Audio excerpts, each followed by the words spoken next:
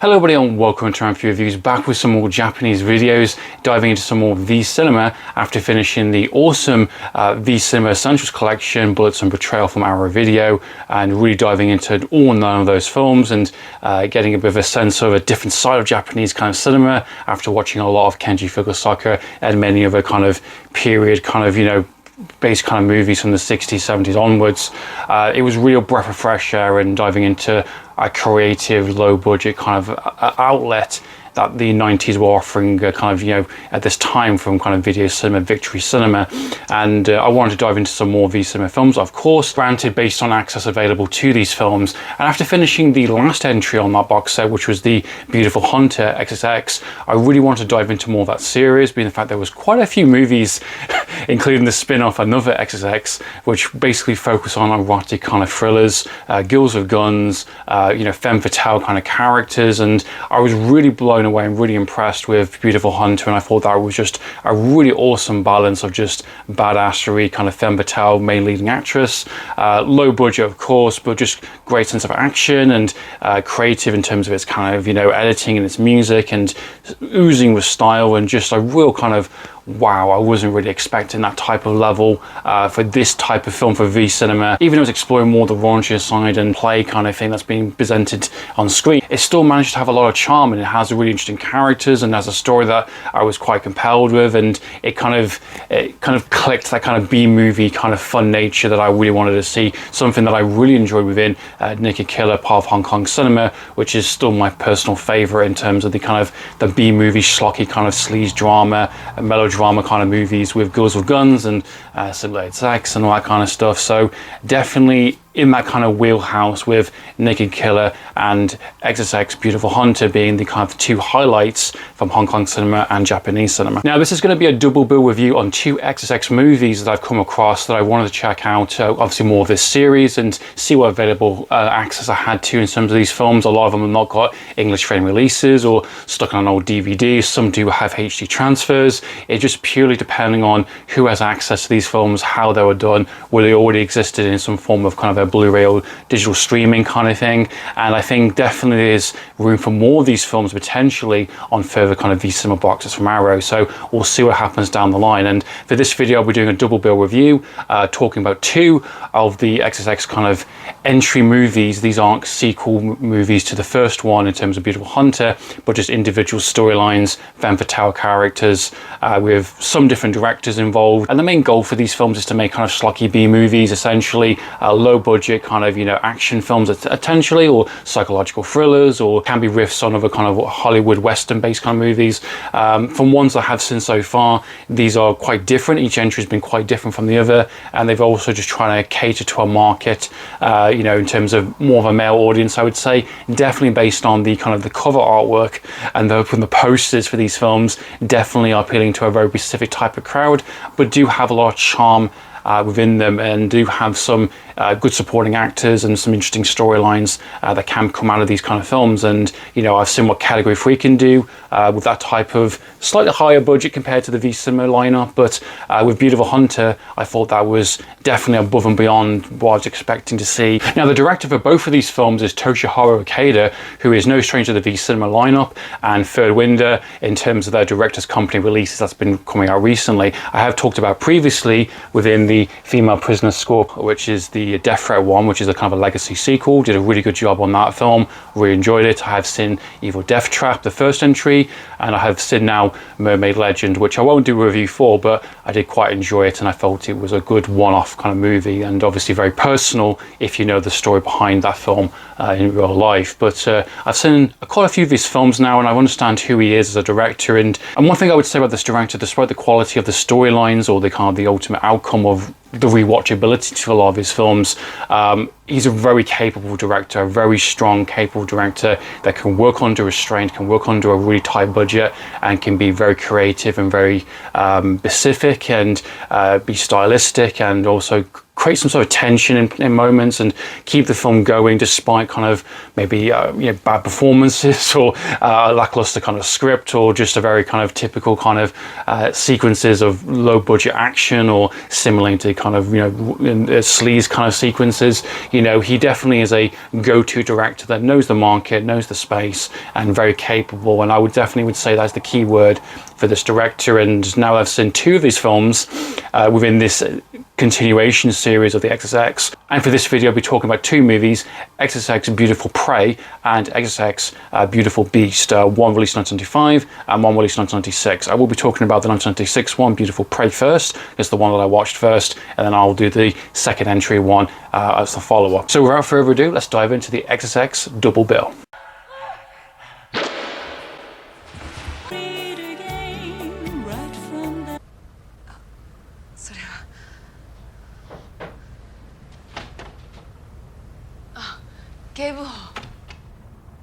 First one to review is 1996 XXX Beautiful Prey. It's the first one that I watched. I didn't realize the release order for a lot of these films. There's even one before Beautiful Hunter as well in terms of 1994, which I'll get around to watching at some point. Now with Beautiful Prey, this is definitely a departure and very different compared to something like Beautiful Hunter, which is basically more of a graphic novel, kind of comic book strip kind of film. It's 80s kind of riff, and it has kills with guns, and it has very stylistic choices, a very different director approaching that material, and I think it has sets the bar really high for this series, which I think is a bit of a downfall, because out of the 2 that I've watched of this double bill, that is still the best one so far, and I think it has the staying power, and there's a reason why that is an individual release, potentially can come out after the Arrow box edition.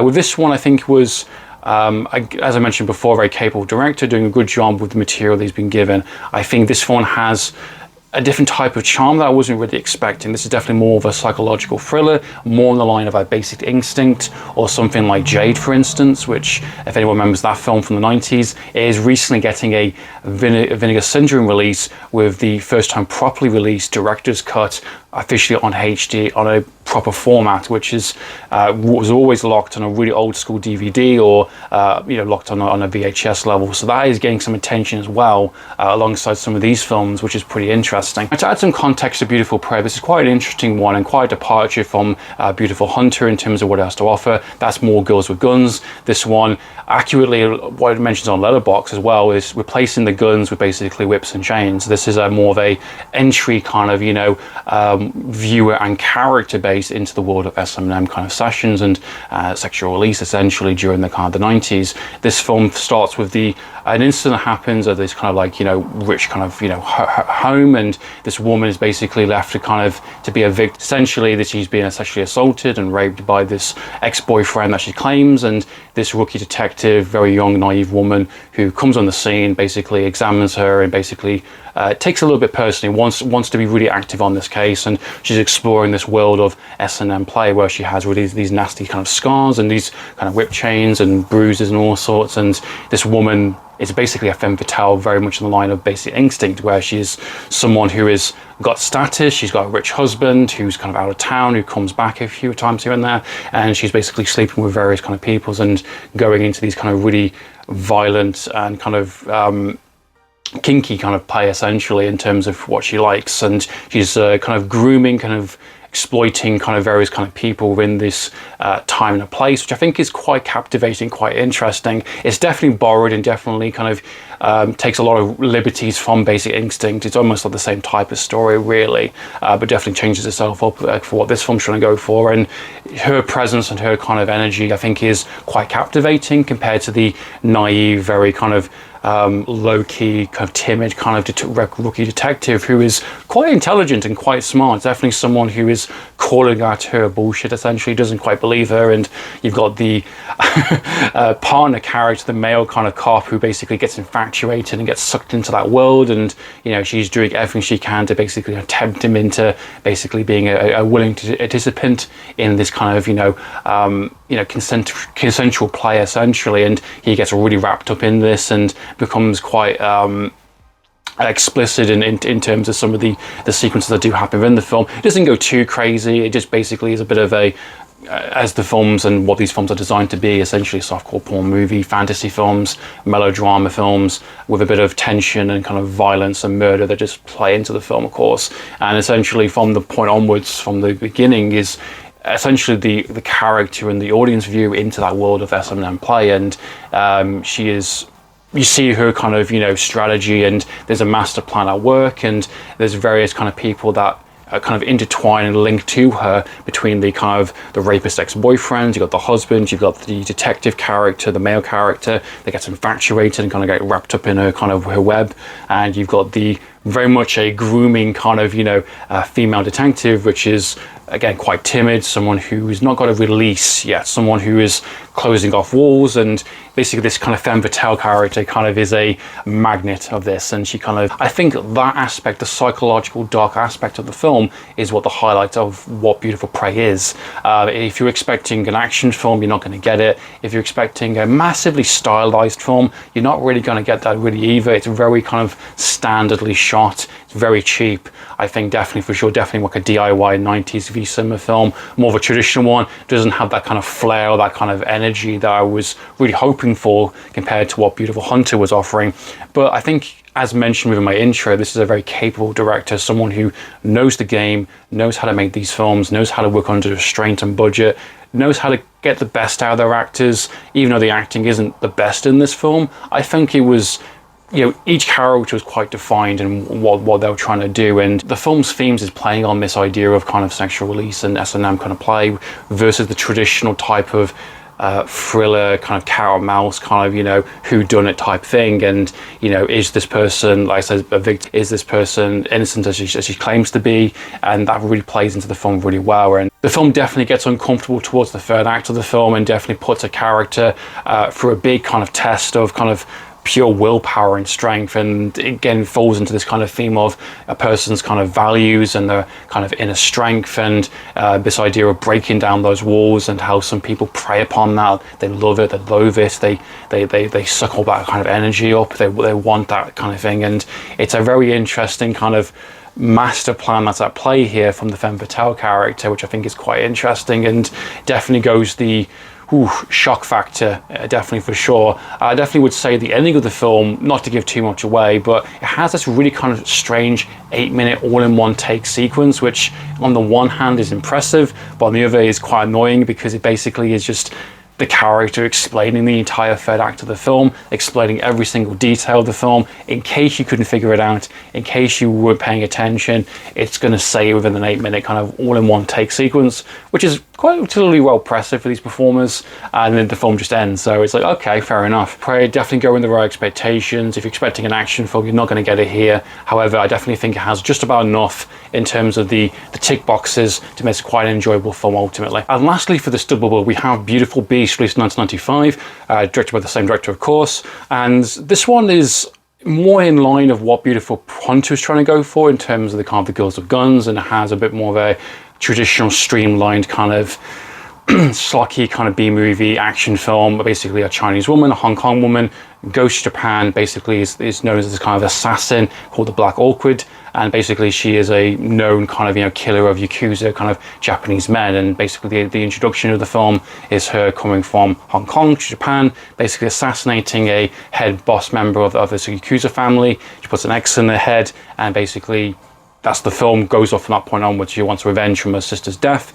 and basically you've got the Yakuza on the one hand trying to figure out who this woman is, this Chinese woman who's appeared out of nowhere, killing off all of his men, and you've got various players that basically want to take her down. And this woman is essentially quite a badass kind of character. She's very capable, someone who's kind of taught herself to basically use weapons and kick ass essentially, and she definitely is trying to go for that kind of sexy femme fatale kind of character, as mentioned before, very much in the same way as Beautiful Hunter is trying to go for. However, similar to the last film mentioned, it has that kind of 90s kind of cheap thrills kind of thing, low expectation budget, just stylistic at times, definitely very creative from its angle and camera work, definitely has some good locations, and has some relatively okay performances ultimately, but with some very questionable moments throughout in terms of extended simulated sex scenes, which happens at the start of the film, which goes on for fucking forever. It's kind of hilarious at one point.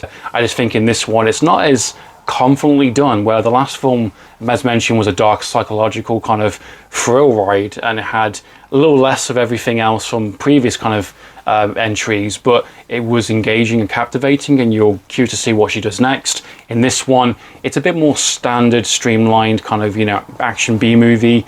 It doesn't really start picking itself up until towards the late third act of the film, where you basically get the quarry sequences. You get her with some shotguns and explosions, and it's fine. It's just, you know, light kind of thrills. It tries to mirror a lot of the same kind of ideas from Beautiful Hunter. It even has the same third act kind of sequence where she's basically in a kind of a villain's dungeon, essentially tied up completely naked and doing S&M's kind of sequences. For some reason, all these Yakuza or evil priest characters like to torture their victims, especially women characters, in very kind of nasty sexual ways. But that's what the thrill of the film is. That's what the selling point of the film is. That's what you get on the poster. That's what you're here to see in terms of the viewer they're targeting. And you having an actress that is also known for her kind of performances within the kind of Roma porno kind of movie section. It's also not really surprising either. It's a pretty cool idea. Ultimately, I do like the idea of a you know, Hong Kong kind of, you know, badass assassin coming to Japan and kicking some ass. Essentially, it definitely has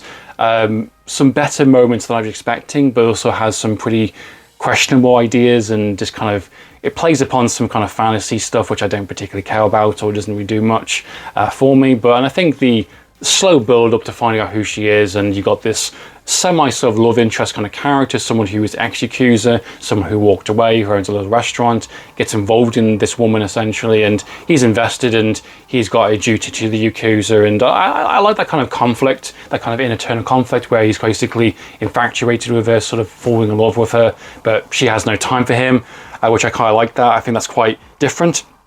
It doesn't go the typical kind of route that I was expecting, and even though he does have a lot of melodrama in the film, it never kind of leans too heavy on it. It definitely is both parties are after a certain thing. She's basically trying to take out very specific members of the Yakuza family for her sister's death that happened a long time ago, and you got the Yakuza scrambling around trying to find out who this woman is and calling in favors. And yeah, it's a very competently streamlined B-movie action film with some steamy scenes placed in here and there. I definitely think the script this time around is much weaker, has more action scenes and has more kind of steamier sequences here and there. I don't think it's particularly that engaging as much. I don't think it's anything that special compared to when I've seen already Beautiful Hunter and Naked Killer.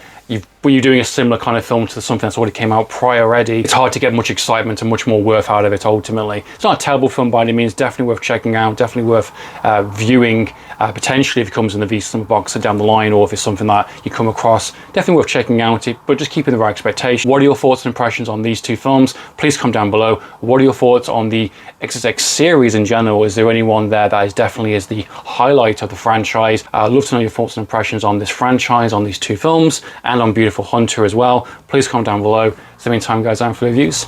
Signing out.